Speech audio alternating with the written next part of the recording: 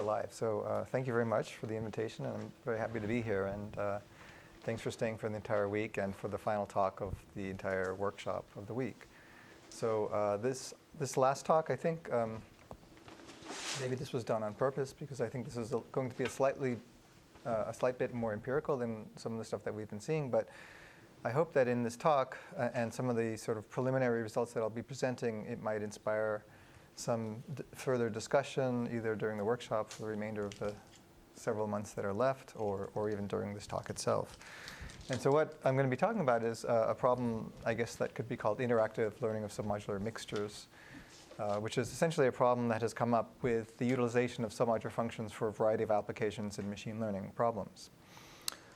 So let's just give a brief summary first of what we're going to be talking about is, first of all, hopefully convincing ourselves that submodularity are useful classes of functions to represent concepts like diversity and heterogeneity and complexity in information, and that they're useful for a variety of problems in machine learning and data science.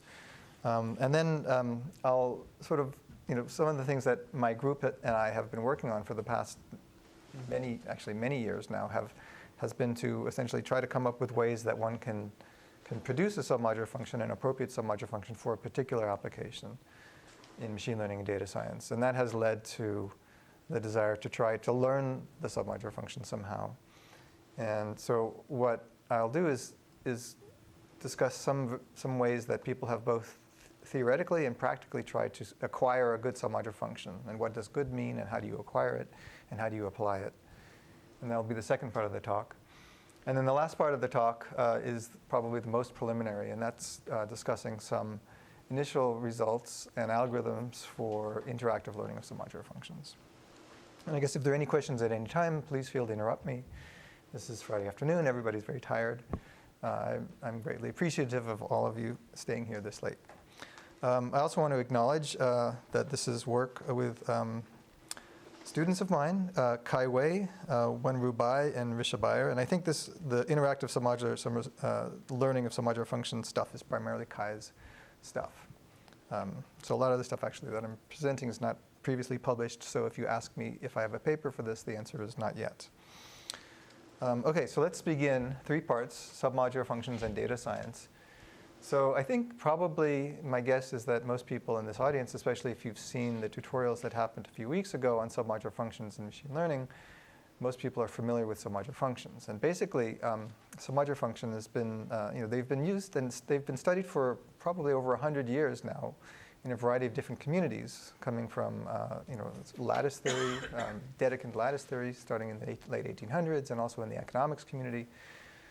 People like Samuelson and so on and so forth. But basically, the idea is that you have, they're pseudo-Boolean functions, and you have some underlying finite ground set V, and you have a function that maps from all possible subsets of V to the reals. And so these are pseudo-Boolean functions, but there's pseudo-Boolean functions that satisfy certain properties, namely the submodular set of inequalities, which says on the one hand that if you take any subset A and B, that the value of the sets A and B must have the following relationship, namely that the value of A plus the value of B is greater than or equal to the value of the union plus the value of the intersection. So that's one of the standard definitions of submodularity, which some people like and some people don't like. The second, perhaps much more intuitive definition of submodular functions is the notion of diminishing returns. Again, you have a discrete set function, and in this particular case, you think about how does the incremental gain of an element that you don't yet have in your set change as the context in which you're evaluating grows, namely in terms of inclusive-wise grows. And so here you have a set A and B. B is a superset of A, so B is considered the supercontext of A, and a submodular function is one where the gain, which is this quantity here, this is how valuable V is in the context of A, basically is larger in the smaller context. So the smaller the context, the larger or the no less the gain is than in the larger context. And so this is the standard notion of diminishing returns. Essentially, that says that the more you have, the less valuable anything you don't have becomes. So that's submodular. Submodular functions can be described like all good concepts in computer science using balls and urns. And basically, this sort of gives the intuition that submodular functions are good at diversity functions. So here's an example of a submodular function that values the balls in the urns not by the quantity of balls in the urn, but rather by the diversity of colors of the balls in the urn. So on the left-hand side, you've got 2 colors, so the value is 2. When you add a blue ball, the value increases by 1 because you have increased the diversity. Whereas on the right-hand side, you start off with a value of 3. At least one of the balls is blue, and when you add a new ball in, the value has not increased. It's a diminishing returns property, and basically whenever you have a superset, it's never the case that the value can increase with the submodular function. Okay, so that's very standard. But of course, there are many, many different submodular functions, and I think what's interesting about submodularity, not just in machine learning, but across all of the fields of science, is that it's been discovered independently many, many times. And there are equally as many different names for submodularity. There are equally as many different definitions of submodularity. And correspondingly, there are a lot of different classes or subclasses of submodular functions that, at the outset look very different, but actually are quite, all lie within the same family. But whatever sort of subclass of submodular functions you use, they're all sort of useful at representing things like complexity and heterogeneity or diversity. And in fact, sometimes we like to call them sort of measures of abstract combinatorial independence because they're generalized information functions. Entropy is a submodular function, and you can actually talk about, in some sense, combinatorial independence based on certain equalities or inequalities being true amongst the measure, namely the submodular function measure.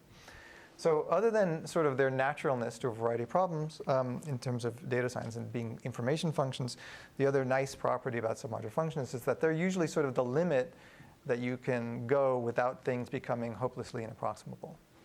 So like whenever you're trying to do combinatorial optimization problems, traditionally combinatorial optimization has had basically additive or linear functions which that sort of judge the quality of a given solution of a combinatorial problem, like graph cut. Graph cut is a classic problem where the quality of the edges, or the judgment of the edges, is basically the sum of the edge weights. It's additive in the edges.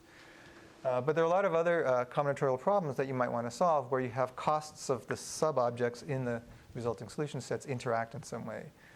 And you could think of these as submodular optimization or constrained submodular optimization problems. Like on the left, you've got a maximization problem subject to a set of constraints. On the right, you have a minimization problem. The constraints could be, for example, that the solution set has to abide by the set of cuts in some underlying graph, which might not have anything to do with the underlying submodular function. Or on equation 5, you might have a partitioning problem, a data partitioning problem, or a packing problem, or a covering problem, where the judgment of the partition is governed by some submodular function embedded within this function j. So this is the class of all partitions.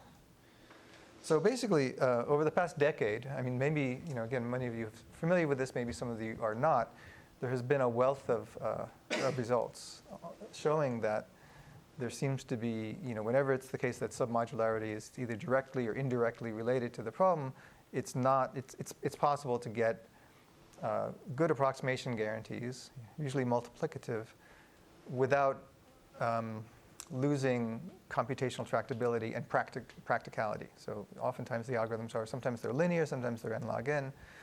Oftentimes they're very cheap and usable. So this is our interest in them, is that they seem to allow you to do a lot without much computational cost.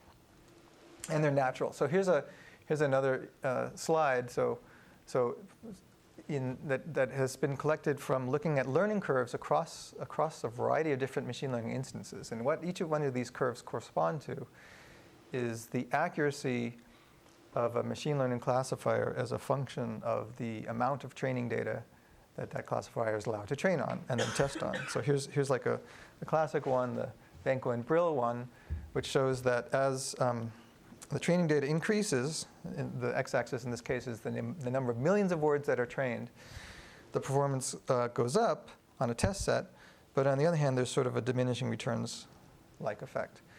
And before you say, well, wait a second, have you controlled for the complexity? In some sense, these are really, in some sense, non-parametric classifiers, because in these experiments, most of these experiments, the experimenter has controlled, or they've controlled for the complexity of the classifier so that it's not like, for example, you're reaching some underlying limit of the capacity or the complexity of the class of classifiers that you're using to learn the function. So all of these things have this property, basically this diminishing returns property. And so there's another additional definition of submodularity, which basically says that if it's the case that you have this diminishing returns property for all permutations, then that's a necessary and sufficient condition for submodularity.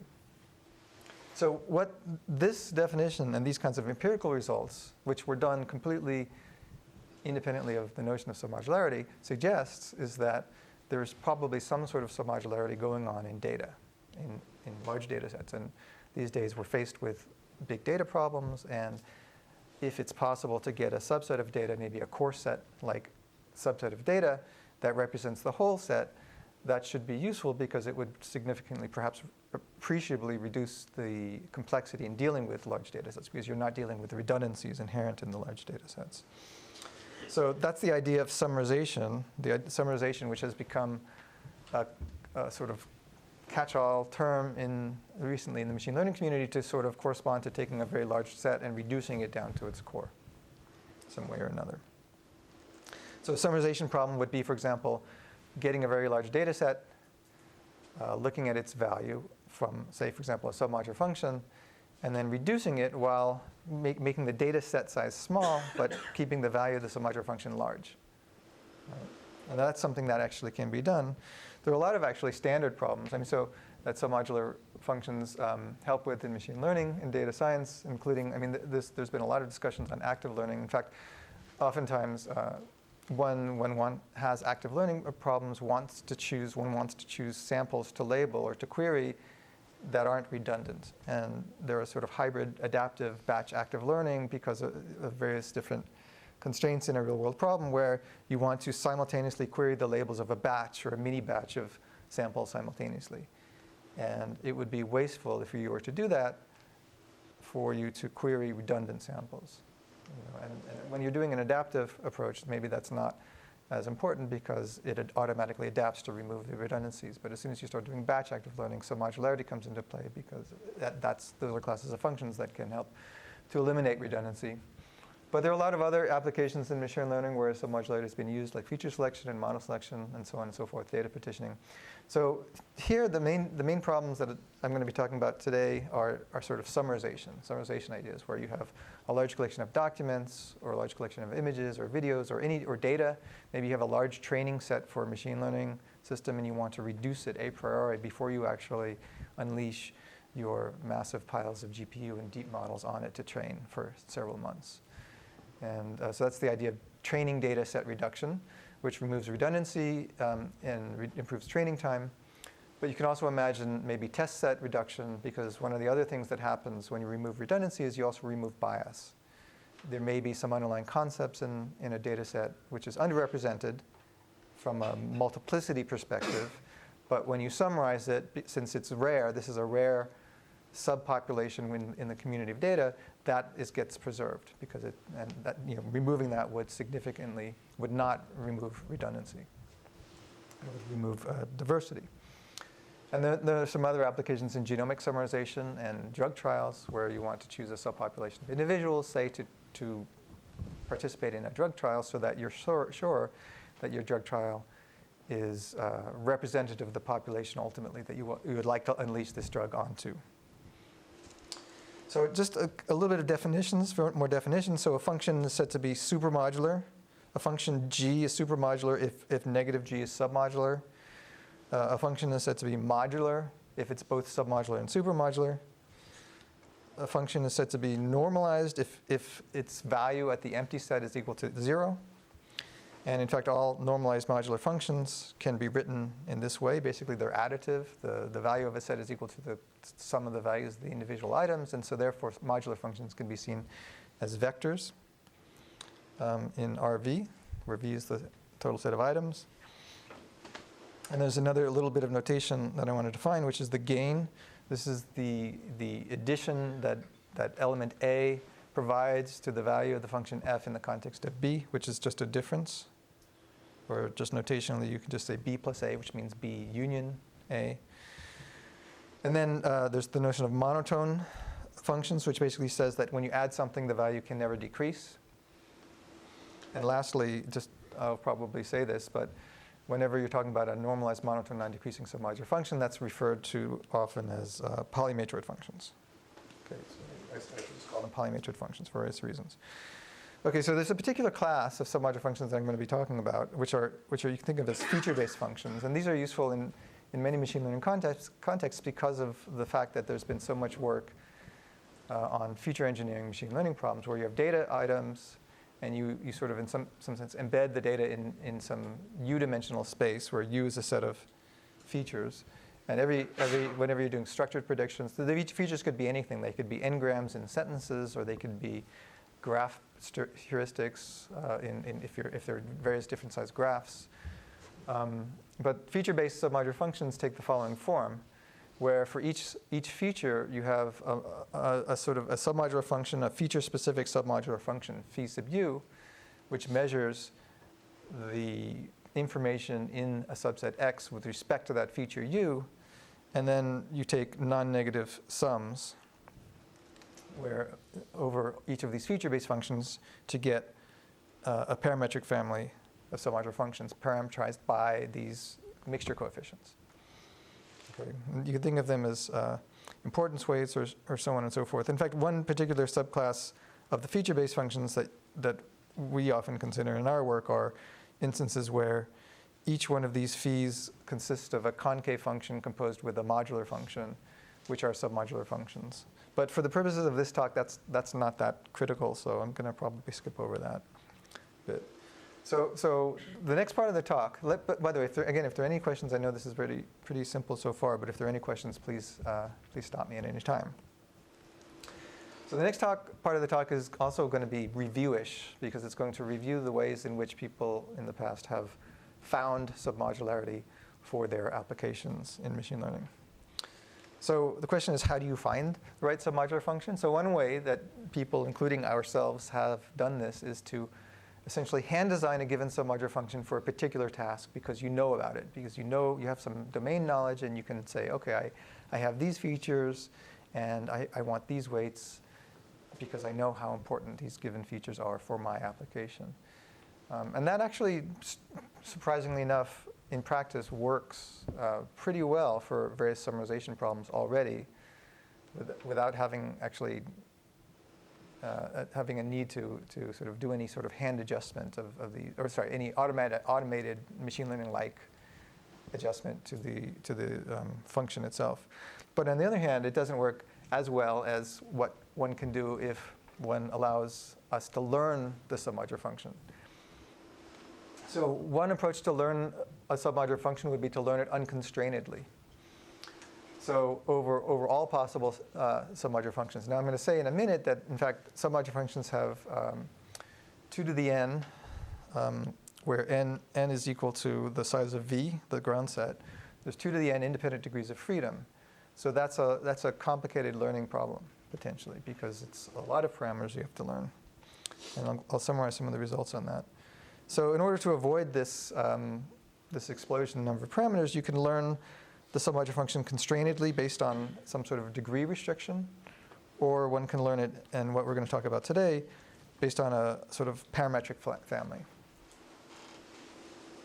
And then the other thing we're going to talk about today, of course, is the learning paradigms. Like, do we learn it batch or passive or online or adaptive or interactive, which is what we really would like to do for a variety of reasons.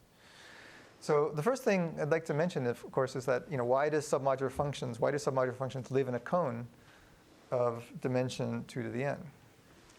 So it's pretty easy to show, actually. You can take any submodular function that's strict. So what I mean by strict, you can think of this as a form of Lipschitz-ness in discrete for submodular functions. But basically, you take any submodular function where this inequality, the submodular inequality, is true strictly for all a and b. And it's easy to find submodular functions that have that property. In fact, the square root of the cardinality function is a strict submodular function. And you can show that based on the properties of the square root very trivially. And when you have any strict submodular function, you compute this quantity epsilon, which is the smallest gap, the smallest non-zero gap between f of a and f of b, and f of the union plus f of the intersection. And you take the minimum over all non-comparable sets. Non-comparable means that A is neither a subset of B nor B is a subset of A, because otherwise it becomes trivially 0. So you have epsilon, and epsilon, since it's submodular, is going to be strictly greater than 0. And then you define another quantity. So for every subset A, you choose some epsilon, which is greater than 0 but no more than epsilon halves. And you define a new function, f tilde, where you make epsilon, you make basically 2 to the n independent movements in space. And since these movements are independent, they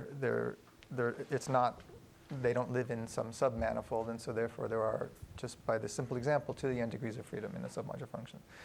So this is really potentially, from the perspective of learning, bad news, right? Because it means that to learn, if you have 2 to the n parameters, you probably need a lot of training data, a lot of samples.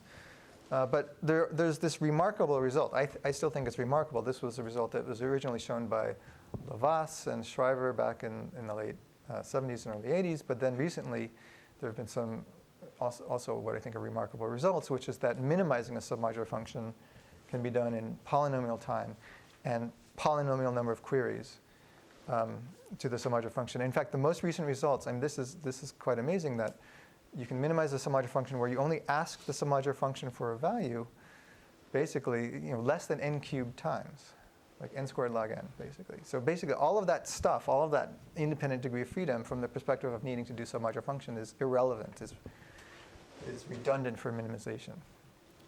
I don't care how much additional computation you do, you're only asking for very little. And as n goes to infinity, of course, the amount of information you're asking about the submodular function goes to 0, because the submodular function itself has 2 to the n degrees of freedom. So what does this say about then learning a submodular function? Because maybe if we can minimize in polynomial time, despite the fact that there are so many degrees of freedom, maybe learning is good, is nice. So, well, what does learning mean? So there have been a number of results, primarily. Nina Balkin, who's not here today, was one of the first persons to do this. But basically, the question is, well, what do we mean by learn, and what do we mean by learning well? And so how do we judge goodness? So one way of judging goodness might be to be multiplicatively good. So let's assume that there's some true submodular function f, this guy here, and we're interested in some approximation, this guy there. And goodness means that the f tilde that we've learned has this property for all a, or maybe we care about it having that property at some fraction 1 minus beta of the 2 to the n points based on some probability distribution PR. Okay. And that's actually, I'll talk about this in the next slide, but that's basically the essence of PMAC learning. But goodness also might be measured. This is sort of a multiplicative goodness or probabilistic multiplicative goodness. Goodness also might be an additive, might be measured additively, where you want your approximation to be close, maybe epsilon close in some expected p norm. So again, you have some probability distribution, and you want this error to be small. So the PMAC setting was probably one of the first learning settings to be considered for submodular learning, and basically there's it's just like a PAC setting. It's a distribution-free setting, so it learns in the worst case, and basically there's some training data, and basically with some probability 1 minus delta, which is the probably we are approximately correct, but we're also relaxing it a little bit by being approximately mostly correct, because we don't have to be good on all we have to be good on all but a 1 minus beta fraction of the points. So beta adds a little bit more flexibility. And so Nina and Nick Harvey showed both an algorithm that gets square root of n approximability and also a hardness of n to the 1/3 for this problem, which is actually kind of upsetting in certain ways because it's not a particularly good result, meaning that you can't do better than try to approximate this function in polytime with accuracy better than n to the 1/3. Now, maybe there's a bit of good news, which is that, well, this is a bit of a stringent learning setting for two reasons. One, because it's distribution free, and also because it's multiplicatively, you want it to be multiplicatively good. So more recently, there's been some results by Feldman, Cathari, and Vondrak, who showed that if you, in particular, the key thing that they relaxed is the distribution-free assumption, that if you know the distribution is uniform, they gave PAC-like, it's not fully PAC because it's not distribution-free, but it's a PAC-like given a known distribution learning results where if there's some unknown submodular function and you have uniformly at random samples of the subset and the valuations of the submodular function, there exists an algorithm that does have low error, and it runs in up to log factors n squared and 2 to the 1 over epsilon to the 4th power. So, but it produces a resulting learned function that's epsilon good in this 2-norm sense. Okay. Yep. Oh, sorry. So for this particular result, was it clear what the multiplicative? There was no, this was not multiplicative. So this is the additive. This is in the 2-norm sense, so this guy here. So, did you have, Alec? Yeah. So on the next slide, I didn't fully follow what the probability distribution over A is being induced by and what's the function f. Like, how is the truth being defined? Yeah, so there's some underlying probability distribution. In the distribution-free case, you don't know what it is. And basically, you have samples from this distribution, and also as measured by that distribution, you need to be good at 1. So it's the same distribution. Oh, okay. You need to be good at 1 minus beta, at a fraction 1 minus beta of the point. So if it's a uniform distribution, then it's exactly 1 minus beta times 2 to the v good.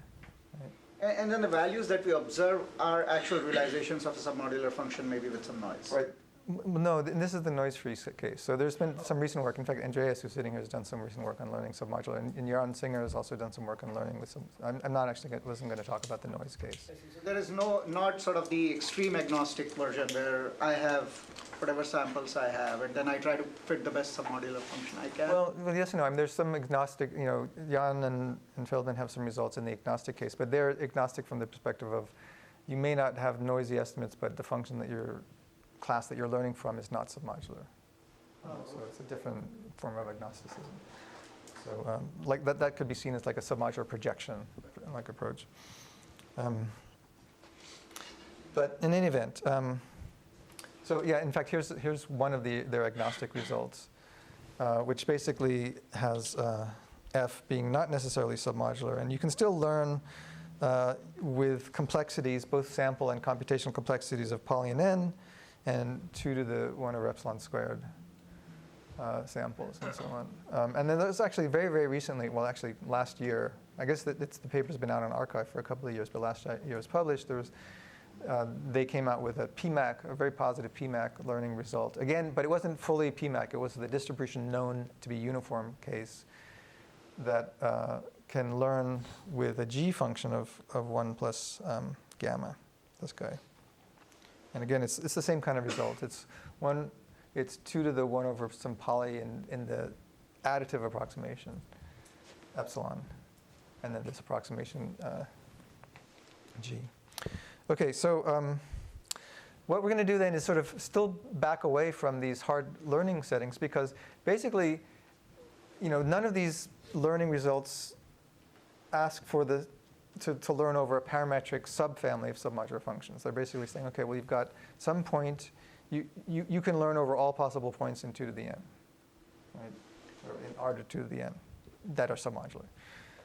Whereas perhaps a simpler form of learning, I mean, in fact, a definitely simpler form of learning would be to have a parametric family, like a feature-based function, where the only thing that's learned are these coefficients, namely the mixture coefficients.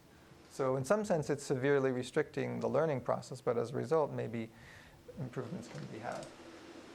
The other thing about the PMAC setting is that PMAC is, in some sense, oblivious to what points are learned, other than saying that you need to learn on 1 minus beta fraction of the points. But it doesn't care which 1 minus beta fraction. I mean, the distribution in some sense does that, but as long as it's according to that distribution you do it, and in the distribution-free case, it will learn. And that is, again, not as motivated for example, summarization applications as the next learning setting that you might imagine. And this is an easier learning setting where basically it's a parametric learning setting where you care to find the parameters W, so that then if you maximize your learnt function, or maybe you don't exactly maximize, but you approximately maximize using the greedy algorithm with the 1 minus 1 over guarantee, that it should be the case that, that if you evaluate that resulting set that you computed from the learned function, it's good with respect to the optimum for some alpha guarantee. Okay, so it's basically, in some sense, analogous to the way conditional likelihood compares to, say, unconditional likelihood, where when you're doing conditional likelihood, or what's sometimes called, in some sense, discriminative training, you don't need to learn everything about a probability distribution. You only need to know perhaps where its boundaries are. And in fact, a lot of the discussions about active learning are all about that. Yeah, question? The F would be rather than H, I'm not sure what H H, well, yeah, this is bad notation. So H is truth in this case. And let me just fix this for a second. So yeah, sorry about that. So H, I was changing notation mid-talk or mid preparing. So this should be, both should be F. So F is truth. So the B that's returned by the learnt function should be good with respect to truth. Okay. Okay, so this sort of was the motivation behind max margin learning of submodular functions, which was stuff that was originally done a couple of years ago. And basically, it proceeds as follows, where you've got a training set, S, of subsets, right? And in fact, they don't have to be subsets of the same underlying ground set. You could imagine, the notation doesn't say this, but you could imagine having a series of ground sets, VT, and a subset of VT. And each one of the subsets is sort of meant to be representative of the whole set, or is meant to be good, or meant to be something that has high value. If you're familiar with matroids, basically you can think of this as, in some sense, learning a matroid by having subsets that are independent. And so what the max margin learning approach says is that for each one of your training samples, and for every possible subset A, you want your learnt function to value your training sample greater than any other subset A up to some loss, which is basically how bad A is with respect to S. And in fact, if the loss is basically, if A is a good surrogate for S, then basically the loss is 0, and of course it doesn't matter. You can have, this could be inequality. Otherwise, if A is quite bad at representing S, then you want this to be much greater than that. And that's exactly the sort of the structured max margin approach that was done in the machine learning community starting maybe 17 years ago or so. And so that's, I think I just kind of just said this, that you want this to be small whenever A is close, and you want this to be large whenever A is bad.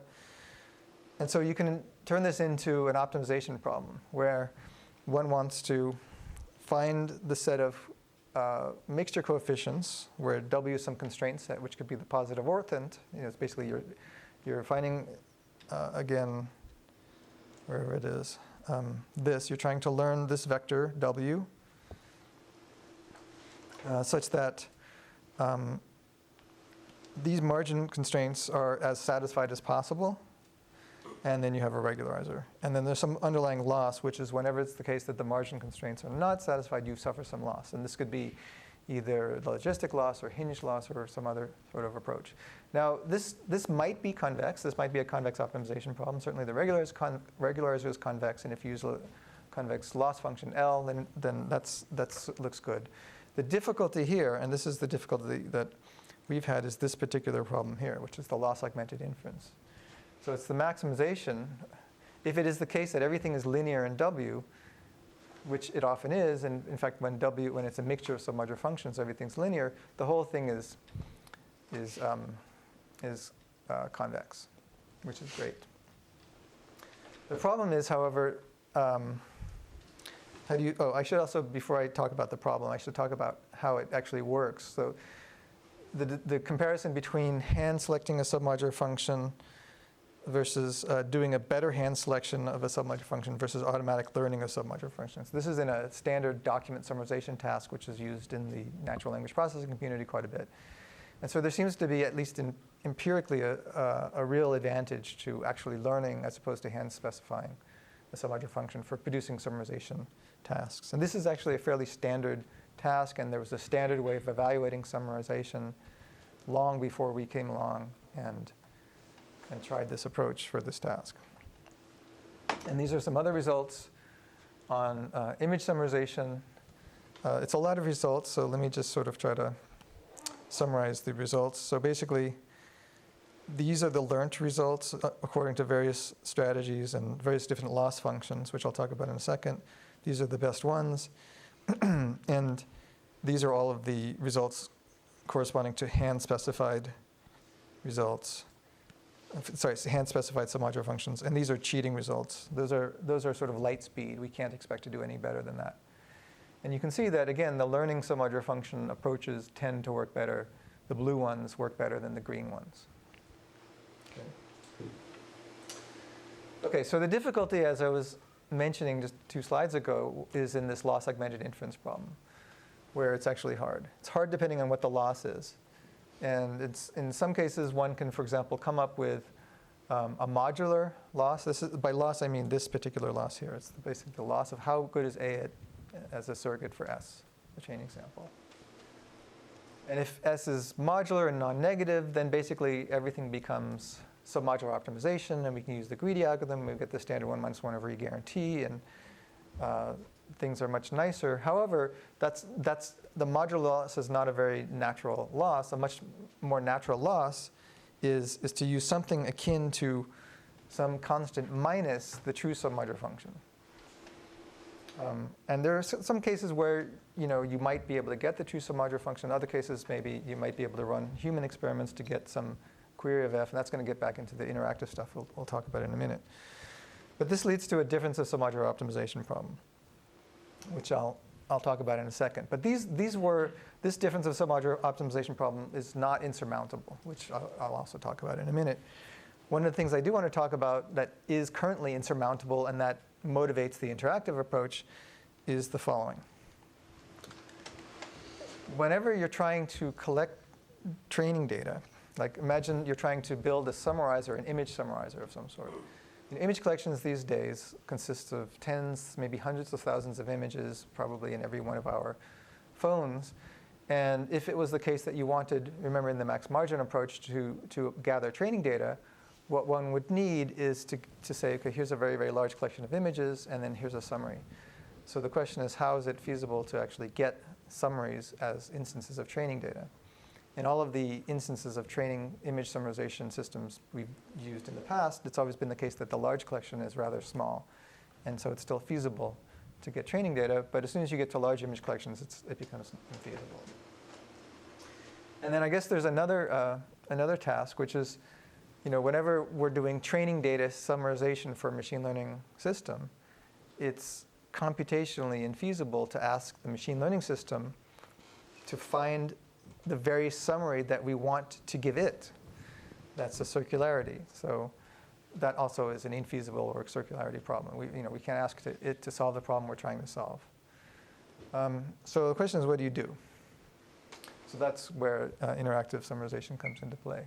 So this is now sort of familiar to everybody, I think. The idea is that if it's in the case of image summarization, there's some underlying image collection. We have an interactive summarizer who then produces a candidate summary of images. And then the human or the machine learning system then judges that summary and provides feedback of various form back to the summarizer, and that starts this process in time. Now the questions, of course, are, in this setting, how do you parameterize the summarizer? In this work, we're going to talk about parameterizing it in terms of these mixtures of submodular functions. So really, everything that's being learned is this W vector. A really important question, and that's where the novelty of the interactive stuff that I will be talking about lies, is what type of feedback are we going to ask from the user? In general, you want this human's job to be as easy as possible. You want to be able to get accurate, but perhaps noisy or distorted feedback from the user. The third question is, how do you produce summaries? Because that might, this interactive summary needs to produce a summary, and that itself potentially could be a combinatorially difficult problem. And then how do you update the parameters once we've got feedback? This is the whole history of summaries and feedback that we've got. And then how do we judge the quality? How do we know that it's doing well? This sort of begs the question for regret. And so here's a slightly more instantiated version of this. So this becomes a combinatorial optimization problem where at this stage here, we basically want to maximize, one possibility would be to maximize the current submodular function, or some sort of current something. Okay, so we were sort of inspired by Yusong Yu's and Carlos Gestrin's work from 2011, which was linear submodular bandits. And the basic idea was that at each round, there's some underlying ground set which is revealed to the algorithm. So again, the ground sets need not be the same from one time step to the next time step. And it's always the case that there is still some underlying concept space, U. And the way that objects are embedded in concept space is by the set of submodular functions. So if you value a particular object, you can look at the submodular evaluations as a vector, which is this, and that sort of is the value of that object. And then the gain, which is how good the object is, A is in the context of cap A, which is this, is represented by this profile of gains for each one of the submodular components. And so in this particular setting, the algorithm chooses some subset, AT of VT. And I'm sorry about the typos here. This should be superscript. And AT is ordered in this fashion. It's a size K summary. And what the agent does, or which could be the human and the machine learning system does, is provides a reward vector, one for each one of these elements in the summary. So the idea, and the critical thing here is that you're providing a summary, but you're providing a summary in order. So it's a sorted summary. And then you present these items to the user. You could think of it as a list of web pages, and the rewards you get back are the clicked set of pages. If it's a set of images, you provide a set of images in order, and the reward you get back are those images that the user chose. Or if it's, and this is where we're sort of motivating why this may not be appropriate for some of the problems we're trying to solve. If it's a machine learning summary, somehow the machine learner has to come back and choose and reward you for some subset of the summary that you provided to it.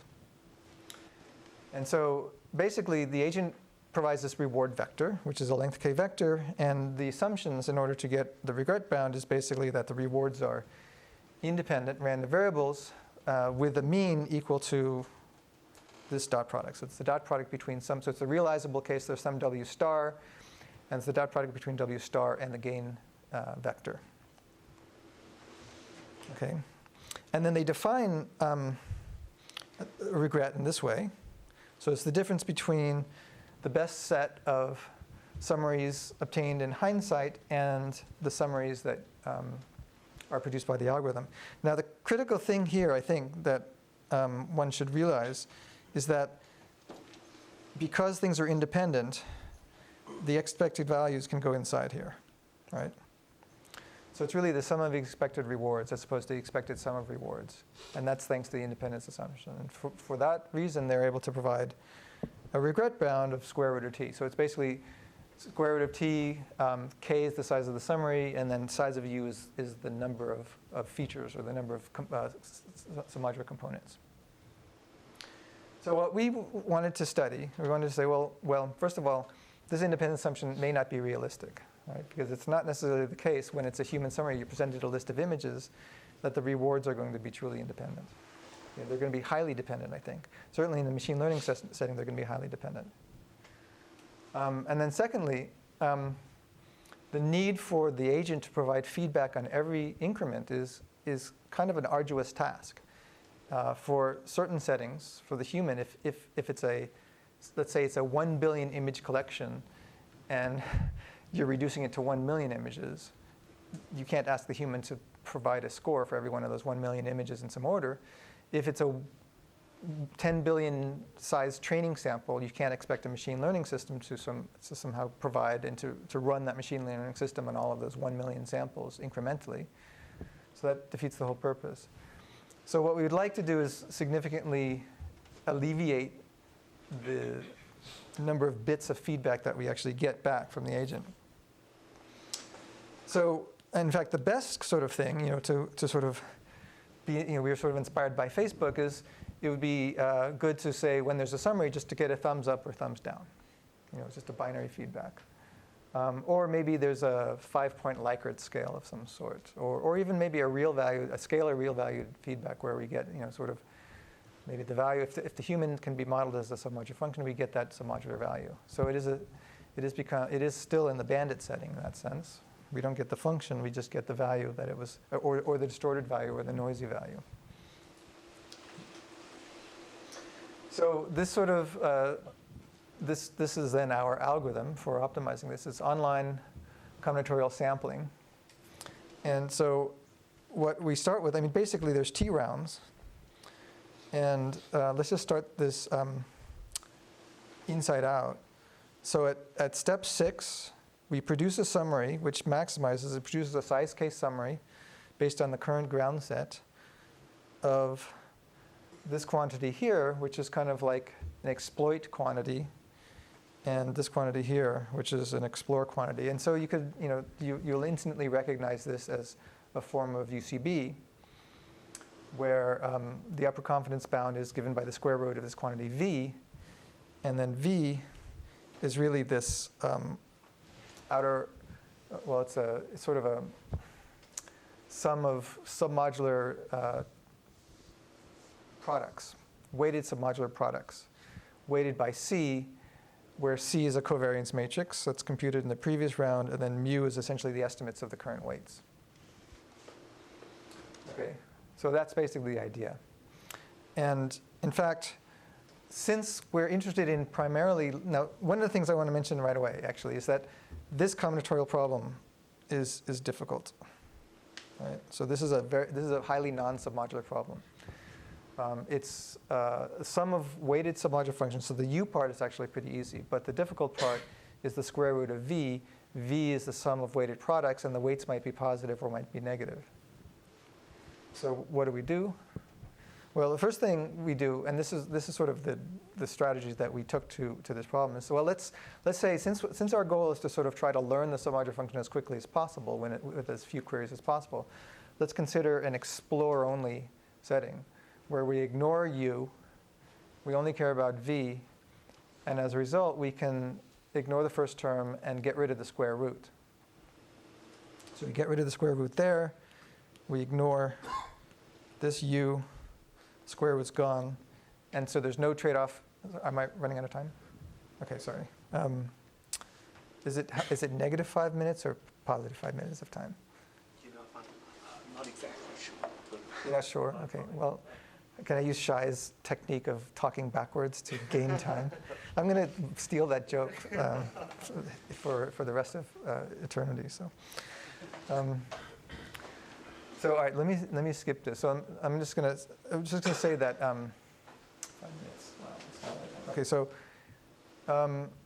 here's the Explorer-only version, and the Explorer version actually can be seen as a form of active learning, but you're active learning of a submodular function using a form of uncertainty sampling. So you could it turns out that this actually ends up being the C and the U turn out to be the covariance matrix and the mean of a Gaussian, and where one assumes that the feedback you get from the user is basically Gaussian with a particular mean and a particular covariance, which is based on these parameters. So the mean actually ends up being the dot product between the estimated mean here and the actual vector of submodular functions, the vector of submodular components that we've got. But the key thing is that this v function is now a little bit easier. So we don't have some giant square root coupling absolutely everything together. Square roots on top of things, when what's inside is not nice, which is what this is a difficult thing to optimize. So it turns out that v, right, so this is the problem we're particularly interested in solving. It's finding a max over v of cardinality constrained. It's a cardinality constrained maximization where v is this sums and differences of products of submodular functions. So one of the things that we found is that whenever you treat a problem like this as a black box, namely you treat this as a black box, it becomes hopelessly inapproximable. There's no hope of doing anything associated with it. But as soon as you open the black box and maybe treat it more like a glass box, it becomes the case that if there is submodularity involved, it's possible to get something, some kind of approximation guaranteed. And indeed, this happens to be the case in in the current setting. So we sort of resorted to some earlier work that we did, which is basically optimizing the difference of submodular functions. So it's any set function, any pseudo-Boolean function can be represented as the difference between two submodular functions. And the proof is actually it's trivial. Basically, it says that you just take any arbitrary set function, add a massively scaled submodular function, and then subtract it. And then the function you want plus the massively scaled submodular function must be submodular, and then you're subtracting it, so it's trivially a difference. The challenge in all of these DS, difference of submodular optimization problems, is in coming up with a natural decomposition into a submodular and supermodular problem, which is sometimes feasible. I'll just go to this slide here. It's sometimes feasible, for example, when one uses the mutual information of a set of random variables, it has a very natural decomposition to a difference of entropies and conditional entropies. But the question is, in this particular case, is there a natural decomposition? And the other thing to note is that it's not, if you treat V as a black box, it's provably hard to come up with the difference of submodular decomposition. So it's not like something we can brute force produce a difference of submodular functions of V. But I'm going to skip these two slides because I'm running out of time. But basically, the approach, once you actually have it in the form of a difference of submodular functions, it's possible to, there's a set of algorithms that we've worked on and actually that work quite well for repeatedly majorizing and then maximizing or minorizing and maximizing the submodular function. And the way this works essentially is that you take this difference of submodular functions and you project it onto a submodular function.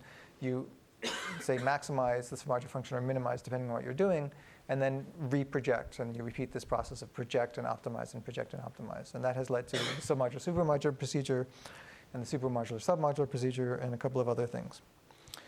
Okay, so what we ended up doing then in this particular case is we wanted to look at this particular function here, which is kind of difficult because on the one hand, so the C's, the covariance matrix might be positive and negative, right? But on the other hand, that actually doesn't lead to too much difficulty because that's naturally expressible as a difference. The hard part is the products. But it turns out, due to some basically algebraic manipulation, it's possible to identify the conditions where the products of submodular functions for some of the subclasses of submodular functions that we're interested in, namely the concave over modular functions, have expressions either as submodular functions themselves or as differences of submodular functions. So this is the kind of results that we have. So this is an example of a case where it's a concave over modular function. The concave function is really just x to the beta, where beta is some scalar between 0 and 1. And based on some conditions, if beta is between 0 and 1/2, there are cases where this product is submodular, and if beta is between 1/2 and 1, there are cases where the product is supermodular. So that's sort of, I'm not going to go into this because, like I said, it's a lot of algebra to show this is true.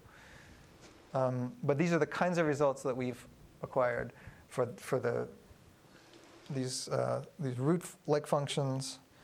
Another class of functions that we've used a lot in practice is log of 1 plus functions, which have a sort of stronger degree of diminishing returns as the values of the modular function gets larger. So products of those things are sometimes monotone submodular. And then lastly, the probabilistic coverage function, which is oftentimes used in things like blogs. And Carlos Gestra and folks have used these kinds of functions before. These also often have natural decompositions as differences.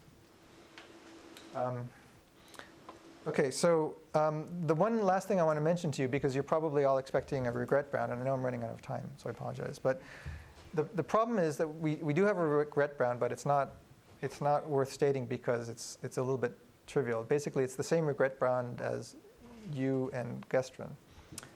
And basically it says that if it's possible for us to optimize the V function exactly, we get a regret bound, even though it's the case that it's essentially combinatorial bandits with 2 to the n arms, that's basically comparable to their regret bound. But what we're working on is saying, okay, well, what if we can approximate V? So what if we can come up with some sort of approximation guarantee on V? And so that's where we've introduced this new class of functions called SS functions, or submodular supermodular functions. And these functions are basically defined not as a difference of submodular functions, but as an addition of a submodular and a supermodular function. And we can define curvature based on a submodular function. And this sort of corresponds to the degree to which the submodular function is not modular. Modular functions are generally fairly easy. Nothing interacts. And if the curvature of the submodular function, curvature is a number between 0 and 1. If the curvature of the function is 0, it's modular. If it's 1, it's sort of the hardest case. And then we can sort of define a form of curvature on a supermodular function, which is defined analogously, and also corresponds to the degree to which the supermodular function is not modular. So we have a very recent result on DS-style optimization, difference of submodular, but it's really SS-style optimization of these functions, that if we do basically this majorization, minimization, or minorization, maximization style approach, we get a guarantee of the following, a worst case guarantee this is for the cardinality constrained maximization of SS functions. And some of you might find it familiar, because if it's the case that G is a modular function, then kappa G, the curvature, becomes 0, and we get the standard curvature-based lower bound for submodular function maximization, which is better than the 1 minus 1 over E guarantee. But what's new is the G in here. So what we're sort of working on is then showing that these kinds of guarantees translate into the regret bound. Now, the other thing I wanted to mention is that we do have some results on these various different algorithms that I showed you, where what this shows is the speed of learning the submodular function. And so this is done in a variety of different settings. The first case, we have 3 synthetic data sets, and then 1 image summarization real data set, and also in the machine learning data set. And this is the last slide. So sorry. So what this shows is that as a function of number of summaries that has been generated and then queried by the user, how well does the resulting performance of a summarized learned summarized submodular function do relative to the ground truth submodular function.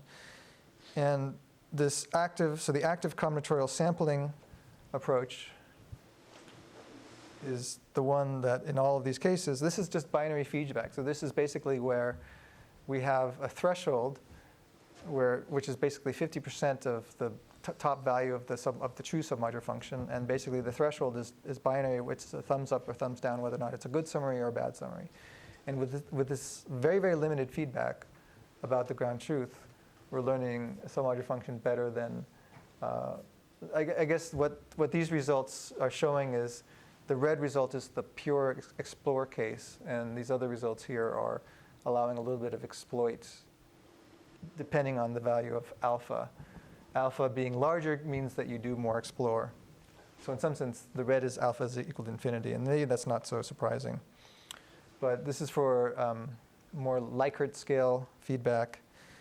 And then, so here's the result with real image summarization, again with up-down feedback. And you can see when we have enough summaries, it does seem to be doing better. I should also mention another baseline is random summaries. And so the random summaries are all over the map, but it's doing better than the best random summaries on average. And then also for machine learning, this is for a speech recognition problem, choosing subsets, actually 1% of the training data, and then training on the proper 1%, and coming up with and trying to learn a submodular function that's good at selecting a subset of this training set so that when you train on it, you get a good recognizer. And it's showing the accuracy, and again, using this active combinatorial sampling procedure, which is a fully explorative algorithm, does better than these other explore-exploit procedures. So I think this is a work in progress, I have to admit, but it portends well to being able to learn a submodular function without actually having to deal with the burden of generating summaries beforehand. So that's basically it. That's the talk. I'm sorry for going late. And why don't I stop for questions?